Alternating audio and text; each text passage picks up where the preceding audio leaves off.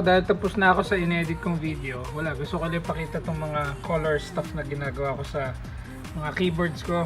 So ito, tulad nito, ito yung Lightroom, ito yung Premiere in Photoshop, among other things. Tapos ito, calculator. Ngayon, dito din sa P16, meron din akong ginawang ganon. Ang ginawa ko ito, caps lock. So pag naggaganyan, naka-caps lock siya lahat. Pero, pwede ko rin gawin siyang numpad calculator. Ito yung 0, 1, 2, 3, 4, 5, 6, 7, 8, 9. Tapos ito yung plus, minus, times, divide, point, tsaka backspace. Tapos pag babalik ko dito, back to normal ulit. Nakakatuwa ang color stuff sa vial. Kailangan mo lang ilagay sa mga macros, tapos yun yung pinoprogram mo pagka